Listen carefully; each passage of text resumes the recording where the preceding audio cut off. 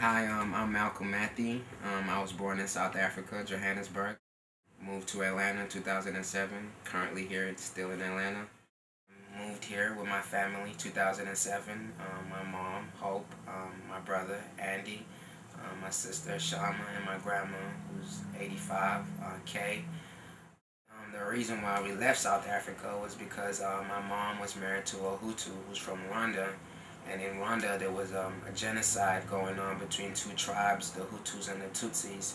So he ran away from Rwanda and came down to South Africa where he met my mom. And I guess the trouble from Rwanda still followed him because there are people trying to reach him. And they couldn't reach him directly, so they reached the family. And they threatened to kill and kidnap my sister. So my mom and my stepdad decided to move away from the family to keep us safe. And that still didn't work. They still kept sending threats and asking where he was. So we moved in various places in South Africa, and they still kept finding us and sending messages saying they're going to kill us if we don't tell them where my stepdad was. So my mom felt like our lives were in danger, so she felt like it was better for us to move to another country, and she chose America because, you know, opportunities that this country holds.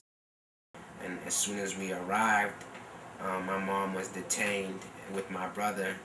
My brother was 18 at the time, so they detained him because he was off age, but I was 15, so they couldn't detain me. And my sister, Shama, was too young, so they couldn't detain her. And my grandma, Kay, was too old, so they couldn't detain her. So we were set free, and they left us at the homeless age shelter downtown Atlanta while my mom was detained. And during that time period when my mom was detained, I went to school, and you know, I worked hard. I used that as motivation to work harder in school. I just recently graduated from Whitfield Academy, and we'll be going to college in Full Sail University in the next month. I want to study sound engineering. I love music. But during my senior year, my brother Andy was detained by immigration, and the reason for why he was detained are still unclear. We're still trying to figure out why he was detained. But during his time in immigration custody, they've tried to deport him, you know, forcing him to sign papers so they would deport him. But he wouldn't sign papers, so that's why he's still here and hasn't been deported.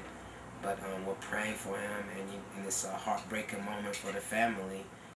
He inspired me to start doing the music thing. I think he heard me in my room rapping once, and he came in and he was like, yo, was that you?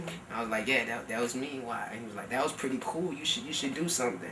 And I was like, what do you think I should do? He was like, you should probably record music. I was like, I don't know. And he was like, we're in Atlanta, man. It's like the biggest music place in the world. You need to start recording.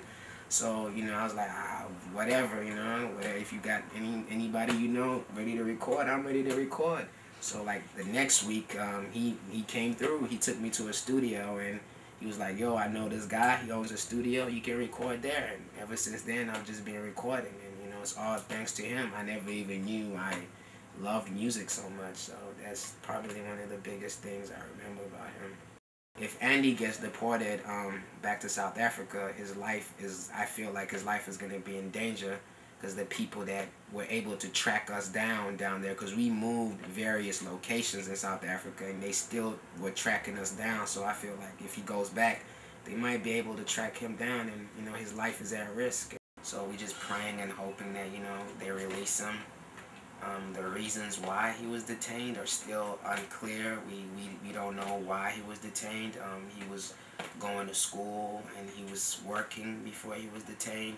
He didn't break any laws. He was living illegally. He had papers to stay here. So the reason why he was detained, we still trying to figure that out. But they're currently trying to deport him and, you know, just break the whole family apart. And, you know, my question is, why would you focus on a family that's not from here trying to live the right life while there's actual criminals out there stealing, robbing, killing, and all you want to focus is this guy's not from here. We need to send him back. You know, I don't understand it, and you know, it's heartbreaking for me the most because me and my brother, we were close. You know? People who are watching right now, I want you guys to, you know, spread the word about what ICE is doing to immigrants that come into the country, how people are being treated. People are not being treated fairly, and I want the people out there to just spread the word and sign the petition for Andy